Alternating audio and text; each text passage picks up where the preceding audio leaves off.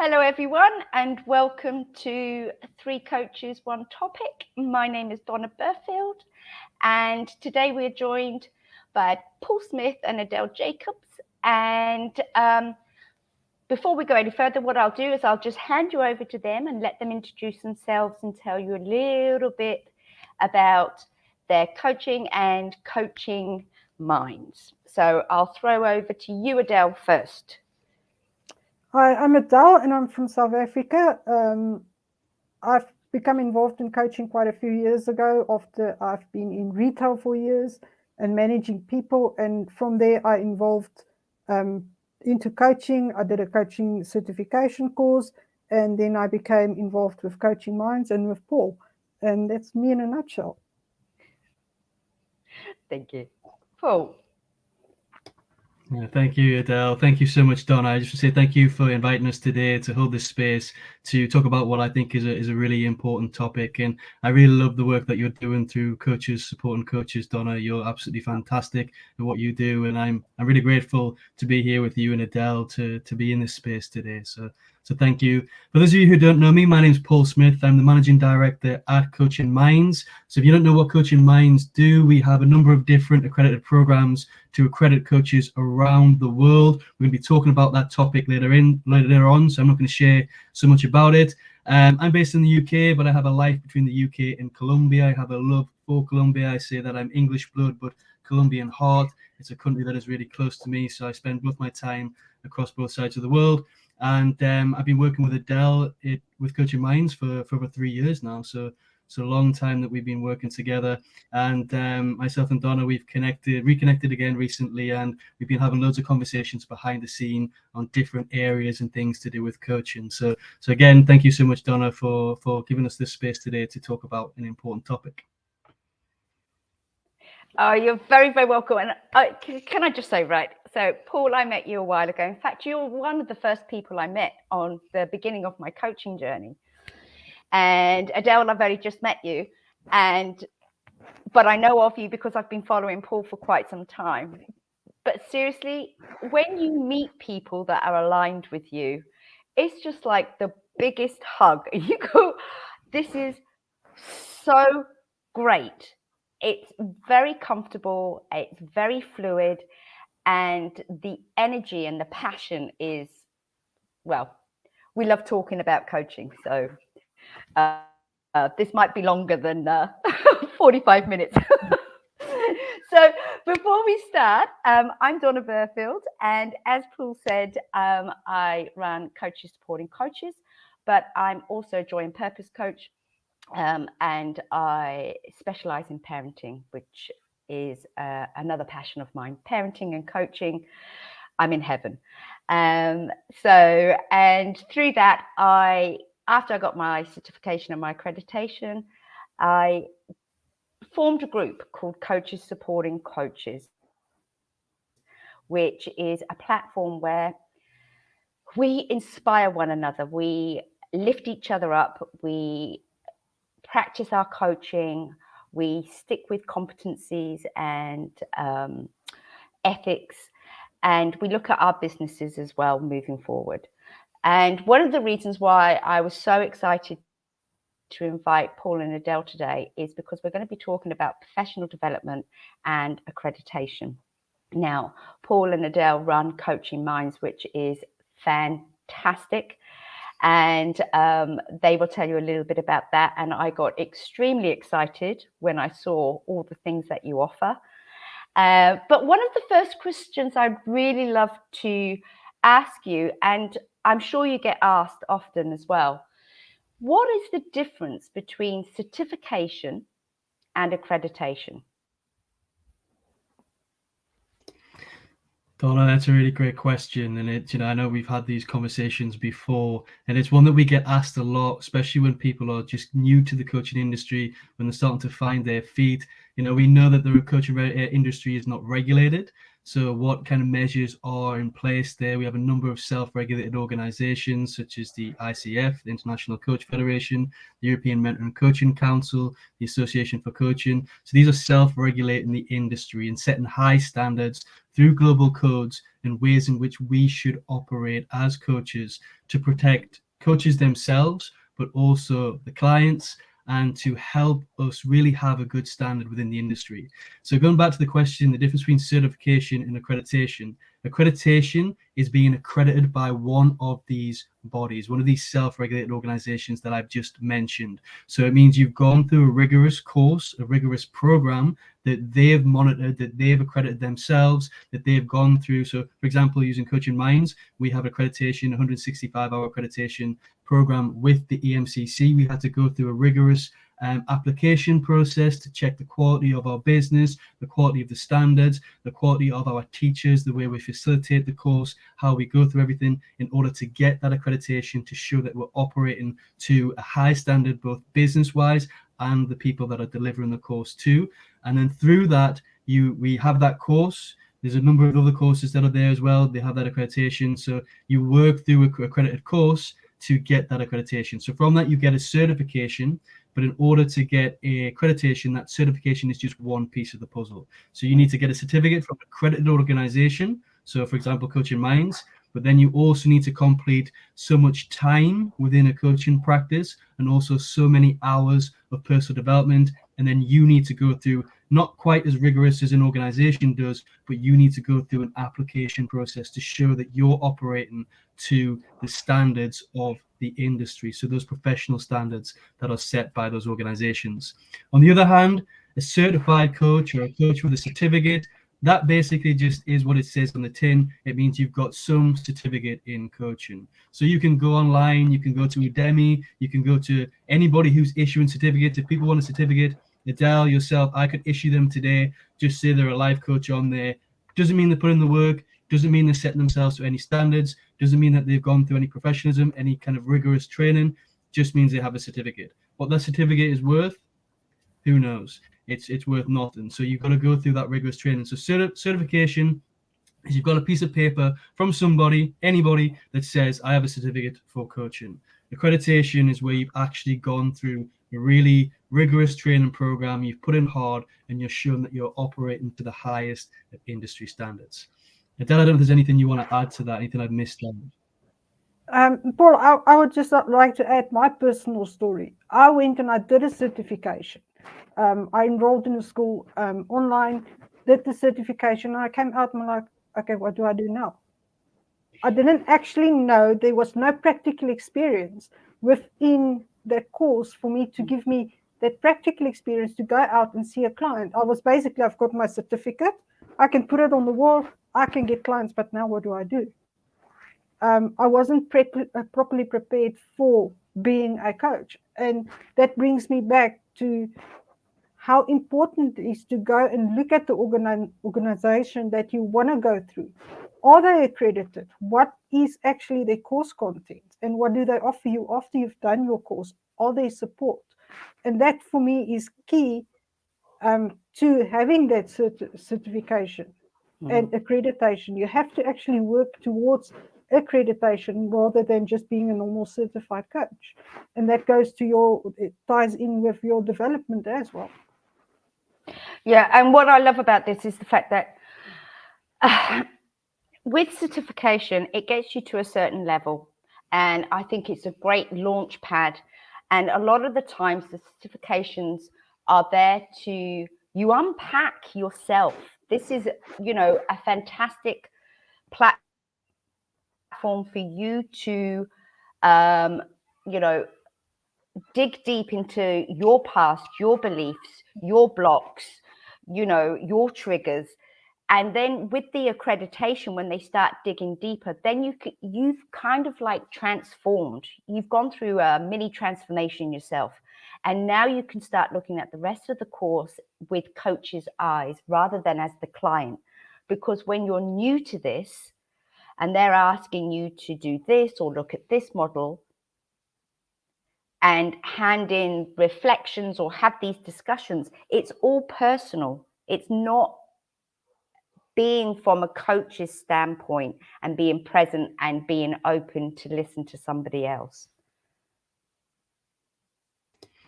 No, I like that point, Donna. And I think the one thing I want to add there, it really depends on how the content's being designed, because you will get certifications that is designed, which I like to frame as a personal development program, where you're actually taking the tools that are being shared with you to use on yourself.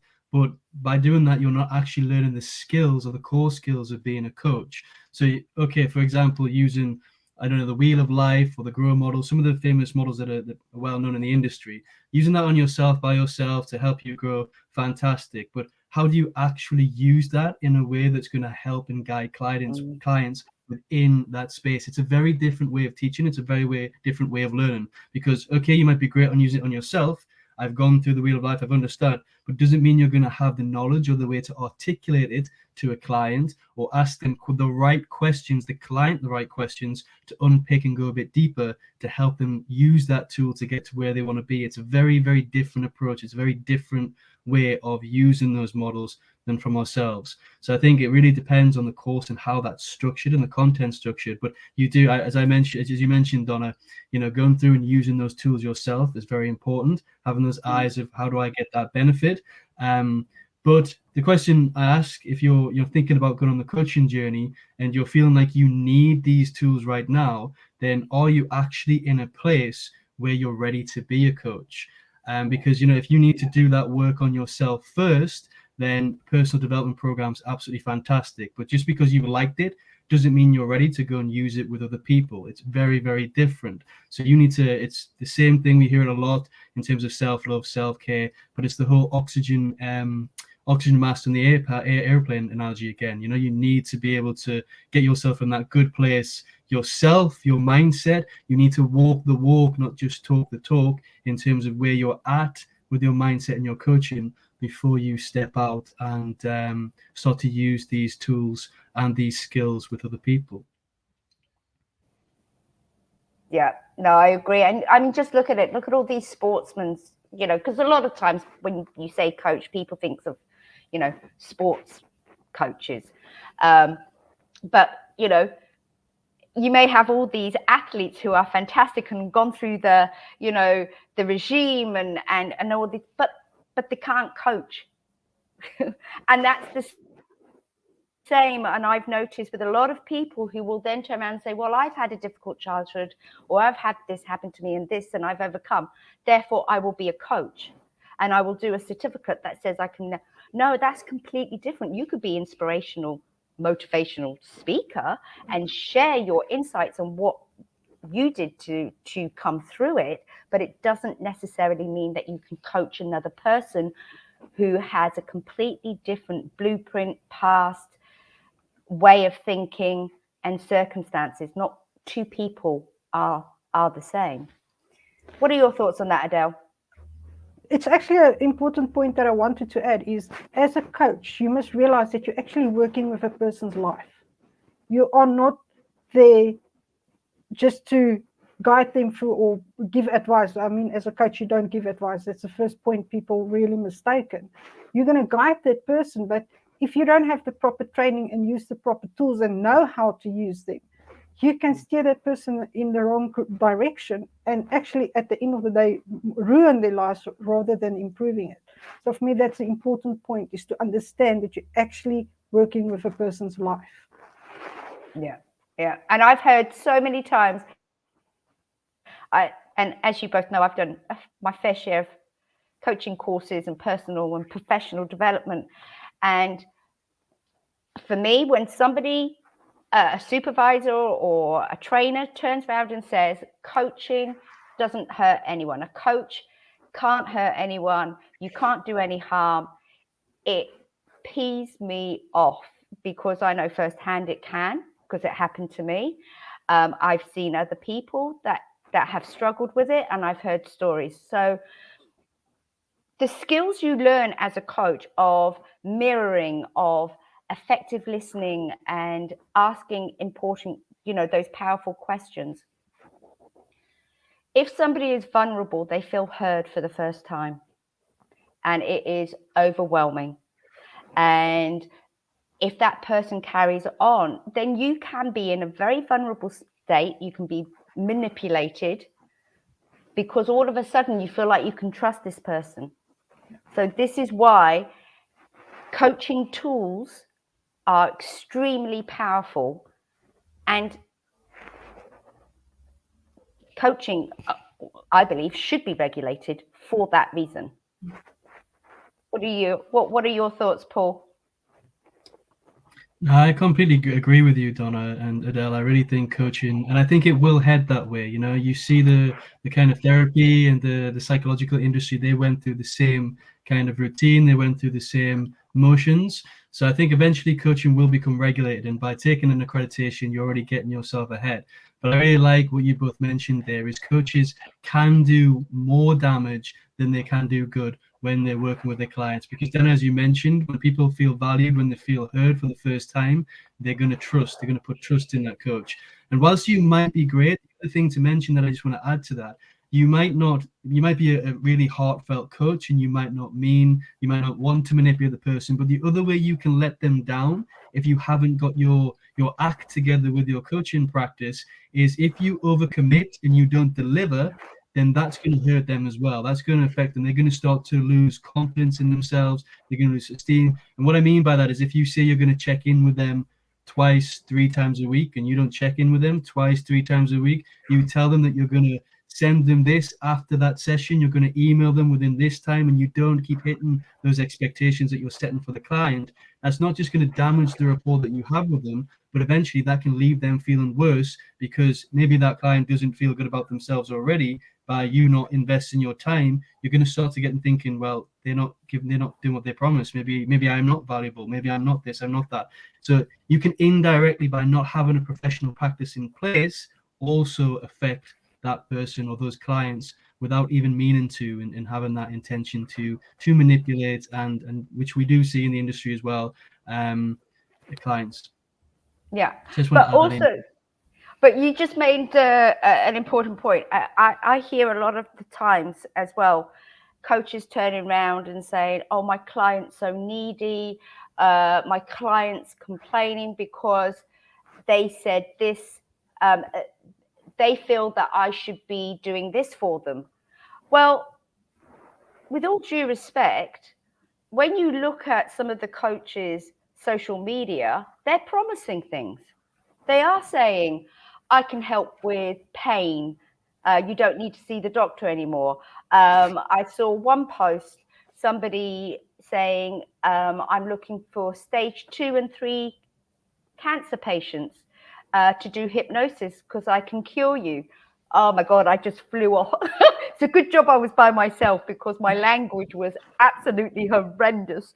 You know, so there's a lot of people who promise things, and there's a lot of coaches that will complain that their clients are too needy. But then when you ask them, you know, what was your discovery call all about? What's your onboarding process?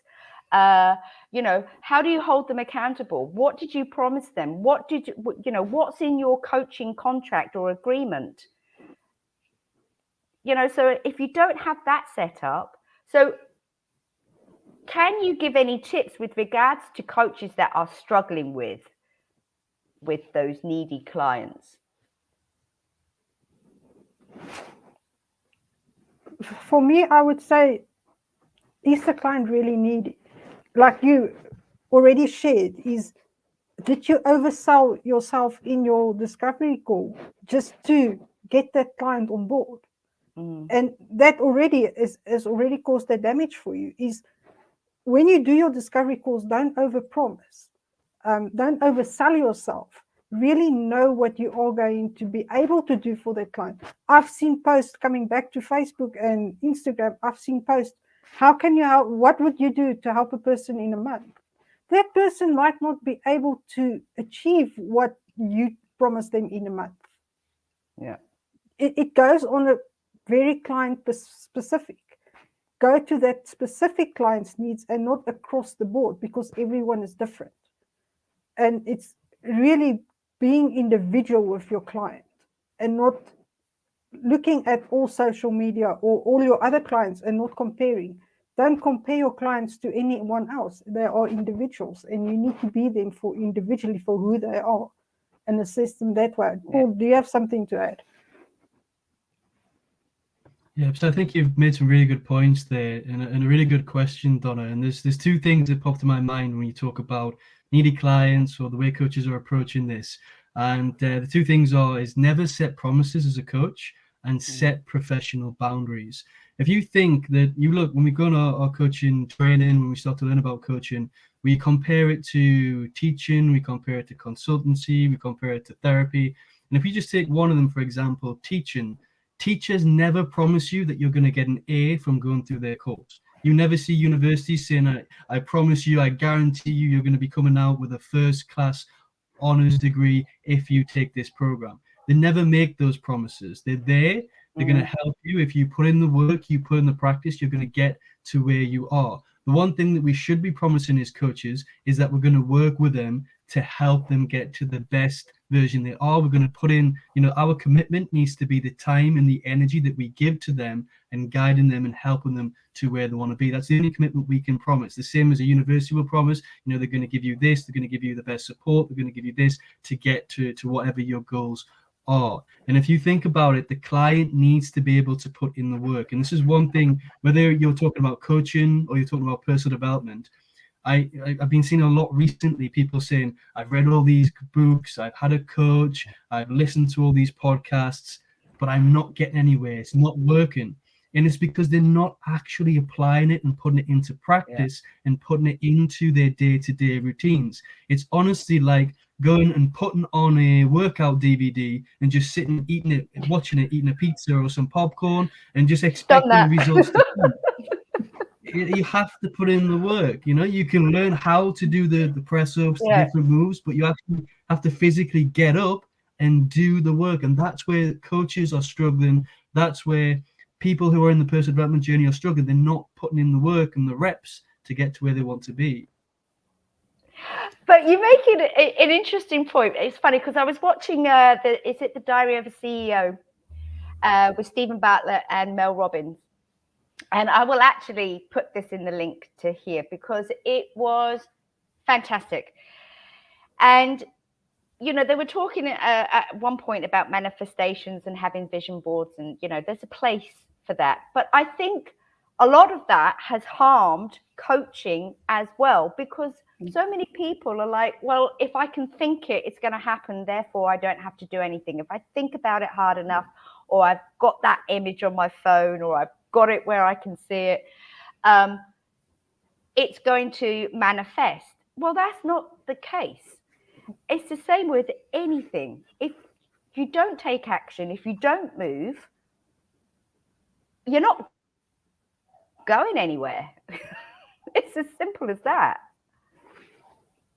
No, 100%, Donna. I really, really agree, and I really resonate with that.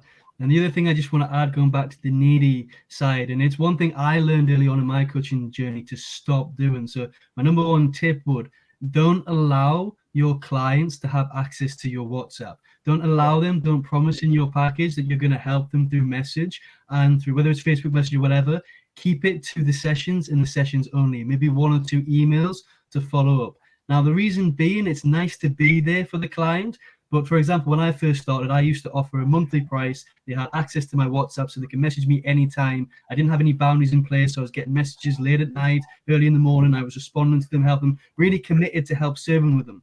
But then what I found and saw to happen is, one, it was exhausting me. The energy was draining. But they stopped coming to the one-to-one sessions because I was answering whatever they had to the questions. So they had nothing to bring to the session. And the session is where the magic happens. It's where the aha moments occur, and the sessions are the most important. So I cut that out, and I never, if I have clients, I don't have clients at the minute because I'm too busy working with Coaching Minds and our training coaches.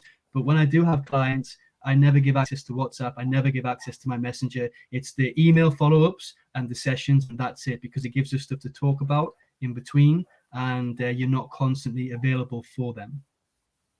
And you make it, the other thing with regards to doing WhatsApp, and Adele, I don't know if you find this as well, the difference between WhatsApp messages and sending an email. An email, you're much more professional. WhatsApp, hiya, how's it going? Da, da, da, da. You don't necessarily say that in an email. And again, it is a profession. You need to be professional as well. Being professional doesn't mean you can't be warm and, you know, offer that safe space and so forth. But it's also showing your clients that they're not broken. They are there. We see you, we can support you. However, you know, I'm a human being and this is a job as well.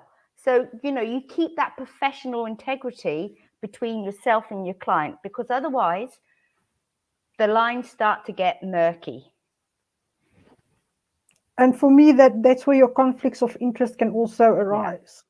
Yeah. And WhatsApp messages, it becomes a friendly thing, and a lot of people start sending these stickers and gifs and emojis just because they feel like it. And at the end of the day, like Paul said, it drains your energy, and then they will start messaging you their questions, one question after another, and eventually you've spent an hour, which is actually a session that you could have delved deeper into those short messages. Emails for me is basically a check-in and how are you doing, or give me an update on what you've progressed so far this week, so you can prepare for the next session if there's anything that you can maybe bring in through that email check-ins. And you're going to get more professional, like Donna said, it's going to be more professional than a quick message. The message is just, for me, it's energy draining, and it's going to be, at the end of the day, wasting your time as well, and the client's time, not just you as a coach, but it's going to give that client not the benefit what they would have gotten out of a full session. Yeah, 100%. And this is why it's really great to have like accreditation schools and programs such as yourself that you're doing, because look, you are going to make mistakes. You are going to slip up. You're going to be caught off guard, and that's okay. But again, that's where that professionalism and the transparency come. You know, Paul, you said, you know, you did the WhatsApp before. I did that before, learnt my lesson, not doing that again. But again, those are beginners' mistakes, and that's a whole part of the journey. One of the other things that when I was going through your course, because, you know, I'm excited, even though I am ICF accredited, I want to do this EMCC one, because also the coaches in my group will be going through it, and I like to experience things with my coaches. But looking through that got me really, really excited was the fact that you do a thing on encouraging equality and respecting diversity, and coaching minors, vulnerable people, and third parties. Now, when I saw that, I got extremely excited, Paul, when you showed me. I think I proposed to you and said if you were 20 years older, I'd marry you. Because everything that you were showing me, and it was about ethics and you know, cognitive coaching and so forth. So what I would love to know is, what made you include this? Because, as I said, a lot of schools, a lot of academies, a lot of programs do not, and I think it is so, so important.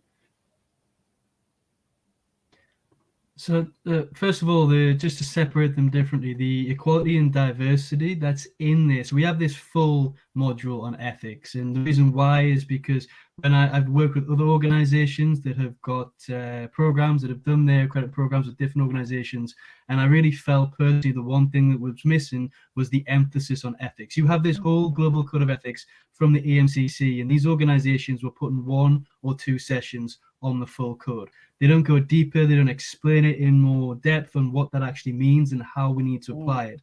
So the equality and the diversity piece is actually a key part and fundamental piece of the EMCC Global Code of Ethics, and it's something that every single coach should be following and should have in their coaching practice to ensure that they are including everybody, they're respecting the diversity, but not just in the terms of just, you know, respecting it and having it within their own organization, but also having the courage to challenge it if they're spotted elsewhere. So if you see someone that's not respecting equality and diversity, you step in, you say something, you help guide them to the right practice. So that's another important part in there.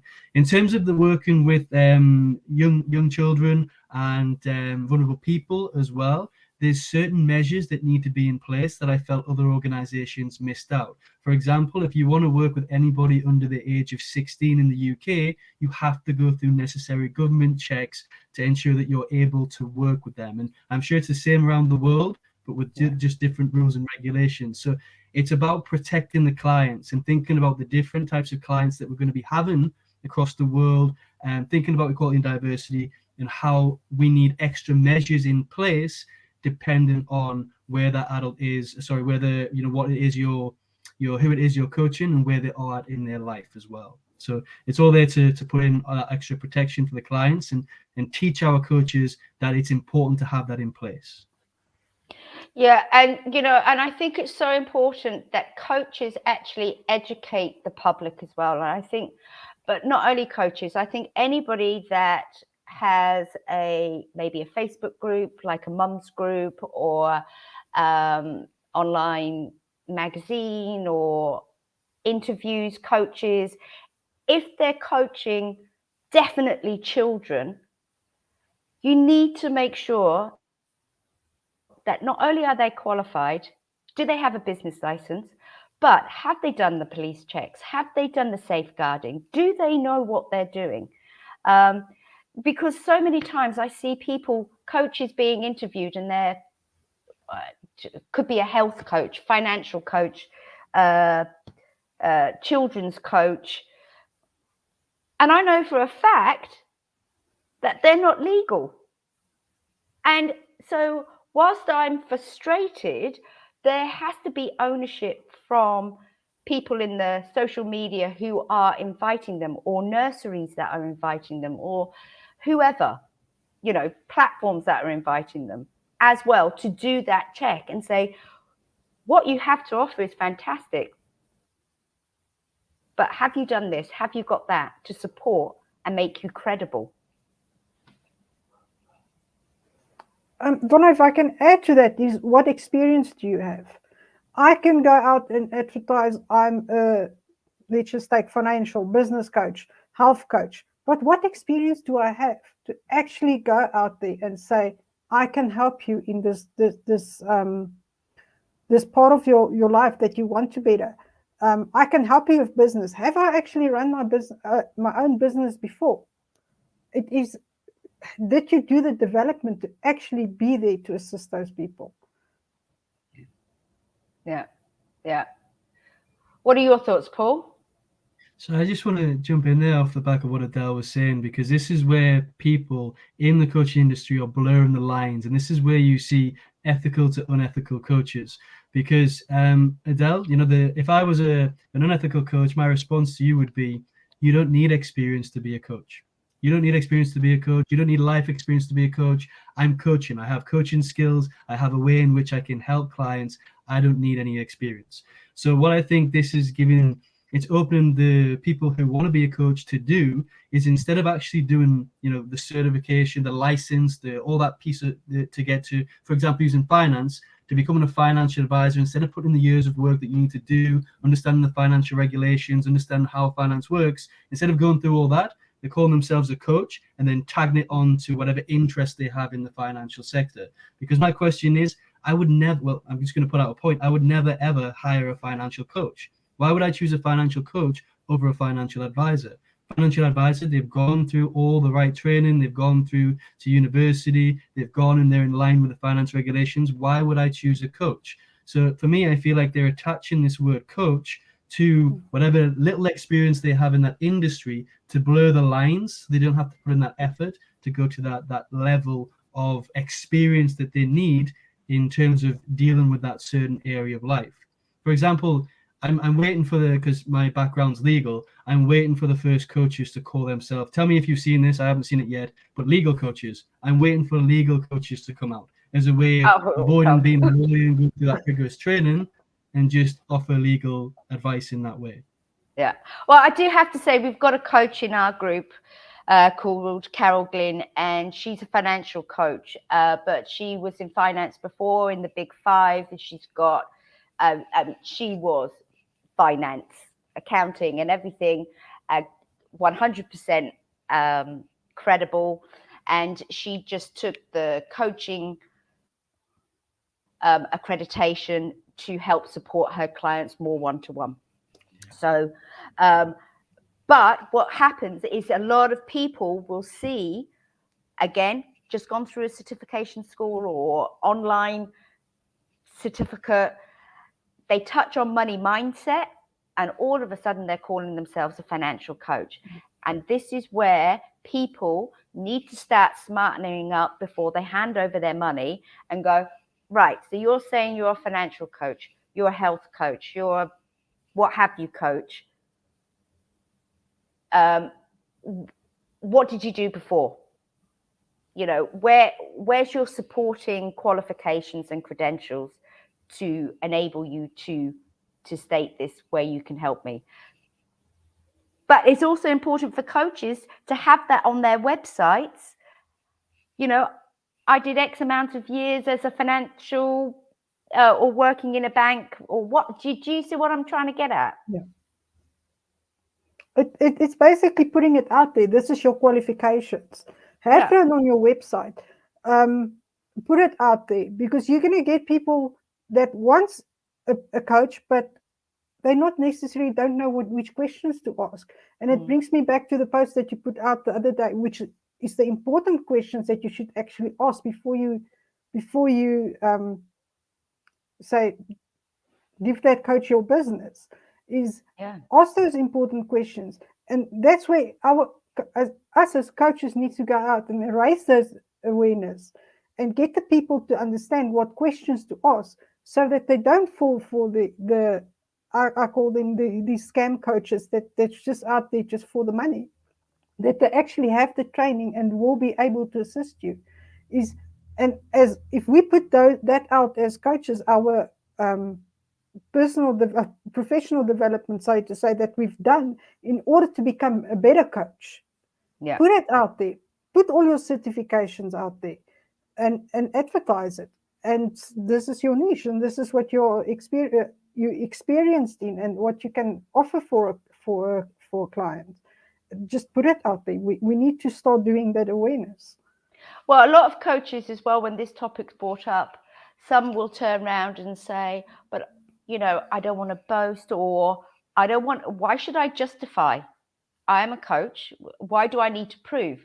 This isn't about you. This is about your client. And this is also about respecting the coaching profession, and to show that, you know, we put a lot of time, effort, money, blood, sweat, tears into building a coaching profession business. You know, a lot of people have this misconception as well. It's just like, oh, you know what? I want to quit my job. I'm going to become a life coach. I can do what hours I want. I can that. Well, good luck, because it is the complete opposite. I mean, the hours that you have to dedicate, you don't get paid, or whatever comes in literally flies out as well. So you both have your businesses. What can you add to that? So one thing that was just coming to mind, Donna, there is, and I feel like you mentioned the education piece earlier on, you know, it's all about the client. As you mentioned, it's not about you putting out your qualifications for you, you're boasting, you're bragging, whatever. You know, if it, going back to the financial example, you don't want to just see the coach side, you want to actually see their financial background and what they've done in terms of that industry before you start to let them, you know, do whatever they do in those financial coaching sessions. But I think also this is where there are a lot of organizations or coaching practices, and I would even say the SROs fall really short on, and that's the social impact side of things. I personally would like to see the EMCC, the Association for Coaching, ICF, do more with the general public on the education to people on what coaching is, how they can find safe and secure coaches, rather than just focus on the coaching members, coaching events that they have. You know, the EMCC do some really great events. I love attending events. It really helps with my professional development, but it's all just tailored for the coaches and helping the coaches be the best coaches that they can be. There's nothing really there on the social impact side of things to really make a difference and educate the general public on what a professional or a safe and ethical coach is against somebody that's out there just to scam you. And I think the other thing I just want to mention before I hand it back over to you guys is, I think one thing that's really affecting this, I don't know if you agree, is the whole kind of trend on social media now of personal brands. People are more attracted to personal brands than they are to qualifications, certifications, all that sort of stuff. So if you find yourself attracted, you will buy whatever they put out there just because of who they are, because maybe the way they look, and because of the way they've connected with you in a person, but doesn't necessarily mean they've got the qualifications and the right stuff behind to help you with what you're going through. I don't know what your thoughts are on that. Do you have any thoughts, Adele?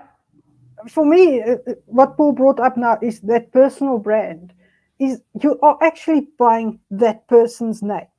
That's actually, you are not developing yourself and putting yourself out there by going for these big personal brands. I call them big personal brands. But what, like Paul said, they don't necessarily have the qualifications.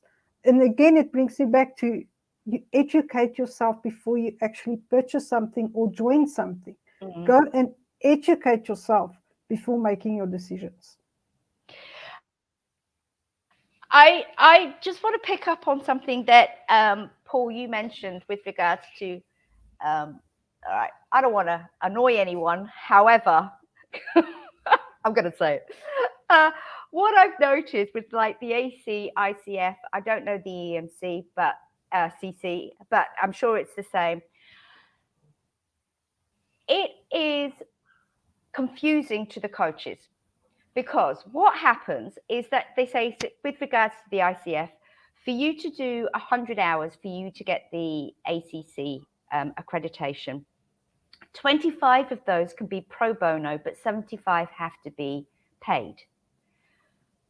Now, by law, you can't accept payment until you've got a business license or you're employed. Now, a lot of coaches are waiting to get that accreditation so they can apply for a business license. So it's a chicken and egg situation. So, and, you know, the ICF or whoever are saying, well, you have to show on the log that you've got X amount of paid clients. But legally, you can't accept payment. And there's only so much bartering you can do with regards to coffee or peer coaching. And again, peer coaching isn't always the best, because you're coaching another coach. It's better to get out there and coach the public. So, you know, I think something needs to shift a little bit, rather than pushing out the coaches and saying, right, now start charging people, when ethically and legally they shouldn't be. What are your thoughts on that one?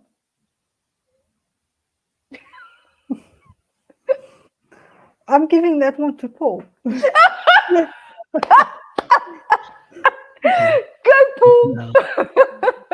No, I agree with you, Donna. You know, nothing is not really clear cut. The path towards accreditation, I don't find, is well explained by these organizations. It's very formal, very technical. And maybe that's the reason why a lot of people don't go with accreditation. It looks too hard. It looks like there's a lot to it, but it's really actually quite simple and a safe route. I just think the way in which these organizations put it across, and I see there are the barriers in terms of the 75 to the 25 paid. And one way I did learn to get around that is for coffee payments. So if they buy you a coffee, it counts as one of the 25. That's classed as a payment, and then you don't actually need to have the measures in place for your business. So that's one way to get around that. But still, it's, you know, there's the chicken and the egg situation that's been created there, and maybe the ICF needs to open their eyes to that and change the way, you know, why can't they accept the 100 hours that are pro bono and free, so you can then move on, use your accreditation to get your business license.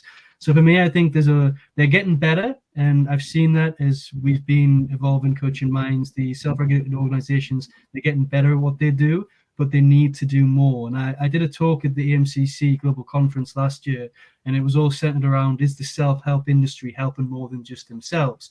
And one of the statistics that I put across there is that between all the top self-regulated organizations, I mean, it's grown a lot. This was a year ago, but at the time, there was about 56,000 members, registered accredited coaches across the world, 56,000 across the world. Now, you put that into context, there's over 100,000 life coaches just in the UK, or people register themselves as life coaches or tell themselves life coaches in the UK alone. So for me, that puts it into perspective, the work that these self-regulated organizations are actually doing. And as one of the things we want to do at Coaching Minds is also inspire and work with these SROs to make the profession a better place, to get that education out there. We're starting to build out in next year some social impact stuff that we want to put out there into the world to help us grow and to start to really get a good name for the profession and start to get more accredited professional coaches coming through. Well, you know I'm 100% behind that one. I do. I feel very, very strongly about this because, and I've said it on a few of the 3 Coaches, 1 Topic, you know, people have to understand coaching comes under, no matter how you slice it, dice it, cut it, shred it, under the mental health umbrella. And, you know, we share so much. We share our deepest fears, our desires, things that we're ashamed of, things that happened in our past, things about our partners, sex life, addiction, what have you. We trust somebody with all this information. And, you know, again, clients have to start stepping up and doing research and being more accountable as well. But those that are accredited, need to step up a bit more and educate and inform the clients. Have you asked this question? These are the questions to ask. Check on their websites. Check that they have this in place. Check that their contract says this.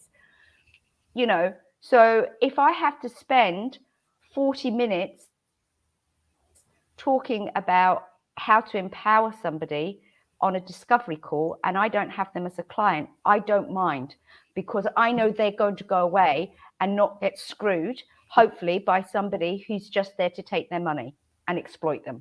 So, before we go, I would love to touch on about offering free sessions and giving freebies and stuff. Every time I've done that from the goodness of my heart, with the best intentions, it's not worked out well at all. Have either of you seen this? I've seen this as well and experienced it as well. And it's people, for me, that they want to take this offer that you are giving to them, but they're not committed. They're just doing it because it's a freebie. And I say you have to pay something in order for you to actually put that effort into it. Yes, you can put your freebies out there, but learn your lessons and do it in certain ways. Maybe give 1 free session and take it from there. But mostly people aren't 100% committed when you give these freebies out, and they're not willing to put the work in. They expect it to come naturally. It's like sitting, that law of attraction type of thing. It's just going to come to me. I'm getting this free coaching. It's just going to happen for me. I don't have to put the work in. Yeah. I agree, and it always reminds me of, I don't know if you had this in South Africa, Adele, but Donna, I don't know if when you're in the UK you remember this as well. I think they still do it, but it reminds me of in a supermarket when they're offering a taster or something for their products for free, and then everybody's running over, they're getting the pieces, but they have no intention whatsoever of buying the product. They just take it because it's free. And as coaches, we need to understand that when we offer things for free, it's great if you get the right people, but you need to have measures in place to ensure that you're getting the right people. So what you need to do is build out forms, make it quite difficult for them to get there. They've got to actually put in the work to get whatever it is for free. And that's going to show you how committed they are to wanting it. Ask the questions that are going to show you what they need to help it, because sometimes it does work. but just have that mindset that people will take anything for free. They're not going to have any intention of buying things in the long run. They're not going to stick it out. And I've been guilty of this myself. I've signed up to a number of courses for free. Then when it's come to the day and something else crops up, because something always crops up in life. If I have a meeting scheduled or that goes. I don't attend that free session, that free course, because something else has happened. And I don't feel like I have to, because I haven't put any investment or any money into it. So it's always best to charge as a coach. Then that leads me on, and I think a little bit of a quick discussion before we bring it to an end, Donna. I'm sorry we're going a little bit over time, is discovery sessions. Does that mean I need to charge? Do I not have to have discovery sessions, chemistry sessions, consultations, whatever you want to call it? Now, you need to have them, because that's an opportunity for you to test the water to see if you're going to work and gel with that client. And it's also going to allow you to see if you're the right coach for that client. Now, what I see going wrong with a lot of coaches in Adele, we've had a lot of these examples come through in our coaching course, and a lot of people want to practice their discovery sessions, is they're not structuring the sessions in a way. And I think a lot of coaches can find it difficult. And basically what happens is it turns into a half an hour coaching session, rather than what the actual purpose of the coaching session is for you to ask them questions, to test their commitment, and to start to build that and strengthen that up through a rigorous process to connect with them. So I'm not saying, don't offer free sessions, just make sure you structure them in a well-mannered way that you're going to get the best benefit and they're going to get the best benefit, and make sure you have those boundaries set so you're not going to coach them in them for the first 20 minutes, because that's not what it's about. And that's what a lot of coaches trip themselves up to. Oh, well, then you might slap my hand for that, because I do. I do an hour session, and we go through the whole housekeeping and how to work with me and da da da da. But I do give them a 20-minute mini coaching session, because I want to see how they respond. I want to see how they like to be coached. I want them to see how it feels to be coached. And it's not just us having a conversation and me giving them advice. And sometimes they need to see it, feel it, and be in it. And at the end of the day, if nothing happens, I know that person's walking away with a good experience. They've had some clarity. I mean, it is laser focused. It's really, tell me what you want to talk about. Da, da, da, da. So I do offer that, because it's like a try before you buy. There's some people who have the gift of the gab during a discovery chemistry consultation, what have you. And you think this is fantastic. And then you do a coaching session once they've got your money. They're not coaching you, they're telling you. And then that's where it gets difficult. So my side, I like it that way. Yep, and it's not unethical to do that, Donna. There's nothing wrong with doing that. It's just your time. A lot of the time that you're giving away for free, and how do you start to preserve that? And one simple thing you can do to avoid that is have your 20 minutes, get the connection, get them signed up, and put in a guarantee, 7-day guarantee after the first session. So if they don't like it, you have to refund their money. Put that in your terms and conditions that, we're going to have this first session. If you like it, fantastic, we'll continue. There's a 7-day guarantee. So you're getting, because, people, once they've paid, they're going to turn up. Because what we found, Adele, again, through Coaching Minds, when a lot of our coaches were given free sessions, is people would book, but they never turned up to the session. And that was disheartening to our coaches. It can be disheartening if people are booking and not turning up. So if you can have the discovery session, then you can take payment for that first session, but give them that 7-day guarantee, and you go through that session. And then if they don't like it, if they don't feel like they've got benefit, you can refund it to them. And that way they're going to turn up. So it's going to happen. And also they've got that protection there as well. But just an idea, it's for each coach individually to decide how they want to structure and model their first sessions and their structure. Paul, you briefly touched on a point there about people not pitching up for even the discovery session. That already for me shows their commitment. How committed are they? Are you still going to offer them the free coaching if they do reschedule without an excuse? That's where I would say those boundaries comes in. Then you say, okay, like maybe a 7-day guarantee, like Paul mentioned. it's structured to that individual. Yeah. I like the idea that you say you give them about 20 minutes. That is, in effect, like a type of sales, because they get used to coaching, especially people that might have had a coach before that wasn't ethical and wasn't accredited, and actually just gave more advice than doing actual coaching. That could open that up for them as well, where 20 minutes might be a little bit not enough to do that, but then you can stretch it maybe to say 30 minutes. But yeah, like Paul says, it's for the individual to decide on that. What are you going to offer your client, and where do you set those boundaries? Yeah, and I think you do need to get those boundaries in place. I mean, at the beginning, again, it's a learning curve, and you just, I can't say anything, I don't feel confident enough, and then afterwards, it's, you know, once you do start to gain competence and confidence, then it's just like, I've sent you a message. Oh yeah, I had one client turn around. I messaged them the day before, and I said, looking forward to seeing you tomorrow for our call. That was it. They didn't turn up. So I stated that I'll wait for 15 minutes. You don't jump on the call, it's cancelled. I was on the call. They didn't show up. I sent them a message and said, I've been waiting here 15 minutes. This is now cancelled. And they were like, why didn't you remind me? I was like, you know what? I don't think we're a match. This is not going to work. And I just thought, no, I'm not going there with that person, because if they want spoon feeding, I'm not that kind of coach. So you've already shown, I'm happy to suggest somebody else that is more than willing to take this, but I'm not. You know, it's a profession I'm working. And again, you know, just because you could be working in your house or visiting somebody in a coffee shop, you're still being professional. Yeah. So yeah, no, 100%. I think that's what a lot of coaches lack, you know, that professionalism, that business acumen.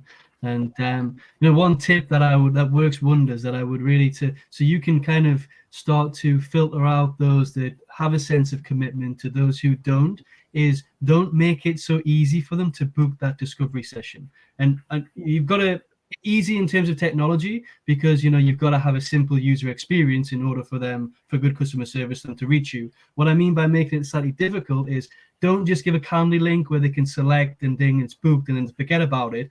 Put a form. So what I like about, we use MeetFox at Coaching Minds, and what I really like about MeetFox is we can put a form on the booking. So before they click to reserve it, it asks them questions. Okay, so have you had coaching before? What is it that you want coaching for? How committed are you to coaching? Ask those questions beforehand, and you'll find if they go through and book the call, then they've gone through that form and they've filled it out completely. They're more likely to going to turn up. People who aren't really in it and just want to see what it's about, they'll see the form, they won't be asked, and they'll just stop and they'll go back and not complete it. So just putting in a form that you design yourself can really help start to filter out those who are committed and those who aren't. But as I said, keep that user-friendly experience, make the form clear, concise, and easy to use, so you don't put people off because of your technology. Yeah, well, Calendly is very good as well. They do have those options, and I use that. I've got a load of questions, and sometimes people, they don't answer. They'll just say yes, no, yeah, and then that comes up obviously on my calendar, and I'll email them back and say, could you please answer the questions in full? And if they don't answer it in full, adios amigos, you know. Yeah. Next. And it sounds abrupt, but it's, you know, I respect my time. I'm good at what I do. You know, and when I'm there in front of you, you have me 100%. And nobody else, kids, anything is. What did you want to say, Adele? It looked like I just wanted to add something with MeetFox. Actually does send you reminders an hour before the time, and I think half an hour before the time. The client actually does get a reminder. So if they still then don't pitch up, they're definitely not committed. Yeah, but you know, don't you feel that all this technology, Adele, is just like feeding laziness, and people aren't being accountable. They're not stepping up. It's just like getting into that blame. Well, you didn't remind me. It didn't go into my calendar. You know what? Do you have a pen and paper? Write it down. Put it in your purse. Do something. Too many people are waiting to be spoon-fed and entertained and done things for them. And for me, important dates, like a coaching session for me will be so important. I memorize it. It's in my memory. And I remember, like, this day, even with this session, I've been for a week, I've known this time I need to be there, and I need to be there. I need to have everything sorted, lightning, everything needs to be 100% before I actually go on. And it's that dedication and that memory, I memorize it, and that's where I'll be. So for a session, you will put that effort in. If you really want the guidance and you really want the coaching, you'll pitch up.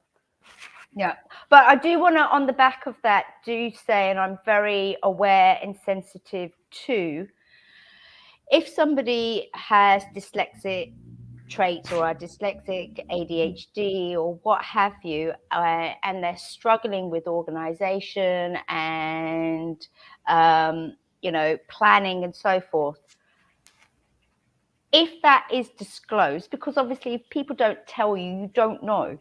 If that is disclosed, then that is one of the things that we look into, and I support 100%. It's those that are coming across entitled and, it's a free session, I don't need to show. That's completely different. So anybody who is struggling with this, reach out, tell people. As coaches, we're not mind readers as well. And we want to be there to support you. And if you are struggling with timekeeping, then we can adapt and go that little bit extra so you can get there in time and you're going to feel, valued and accepted. But that comes back to the point. You treat your clients as individuals. Yeah. That you will know. And for even with unforeseen circumstances, you will take that in consideration. You will just not say, okay, this person is not dedicated. There was maybe an emergency that prevented them from pitching up. So just treat the people and the situations individually. Yeah, which links us nicely back to the beginning when we were talking about needy clients. And this is why, coaches need to be careful when they're saying their clients are needy. Ask, have you asked those questions? Because they might not just be lazy or disorganized or needy. They may have, obstacles in their way, and they're not feeling comfortable enough to disclose this to you. And this is why, again, it's really important that when coaches are going through their training, that they do look at different learning support and, ways that we can, uplift them and have that connection. So I think that's really, really important. We're going to have to go in a second. I could talk all day with you guys. Before we go, any parting words that you would like to share for either coaches or people that are looking to hire coaches? For me, I would say is do your research. Whether you are looking to do a certification, accreditation program, do your research. Ask the right questions. For clients, also go into the coach that you are looking at. Really go research. Go check for reviews. Look at their social media posts. Are they being consistent? Or is there inconsistency for that coach? It's something that we as coaches need to be aware of, is to be consistent, because being inconsistent is going to damage not just you as a coach, but it's damaging the coaching industry as well. Yeah, good tips. Paul. No, thank you, Adele. Just two things I want to add on the last conversation, but final points as well is, and echoes what Adele was saying there in terms of doing your research, is every accredited organization has to have a learner support policy. So if you're looking for a certification or accreditation, ask that organization for the learner support policy. If they don't have one, don't go there, because they need to have that in order to help people through the program, put in special things in place to help educate them, whether they need extra time for the assignments, the exams, some extra support. They need to have that in place. So that's one thing to check out. And the second thing is just on that laziness and the way the clients are. I encourage the coaches to also look at themselves as well, because I don't just see that Donna with clients, but I actually see it with coaches. Technology is making us lazy. We have this mentality that we want to set up a course, let it run by itself, and we're going to make loads of money, and we just sit back and do nothing. It doesn't work like that. If you want to be a successful coach and you're struggling to get clients, it's because you're not putting enough effort, you're not working the hours, you're not researching, you're not growing yourself. So always look inwards and ask, what can you do better? What am I doing wrong? And work on that area and focus on building you and removing that laziness from yourself. And you'll find that it will work for you in the long run. So I just want to leave with that. And I just want to say thank you so much, Donna. It's been a really, really great discussion. So thank you for hosting this and having us here today. And Adele, thank you so much for your words of wisdom and sharing this with us. It's been really great. Oh, thank you both so much. Sorry, Adele, what were you going to say? I also just wanted to thank Paul and yourself for this wonderful session, and it was very informative. And thank you for really putting it out there for us to be part of it. Oh, you're welcome. And I know, the three of us are going to be seeing a lot of each other. And, I invite you anytime to come and have these discussions, because I think they're really, really important for everybody to grow and, as you said, to get out there. Also, I agree with you, Paul. My tip is to say for people to get out and talk to people.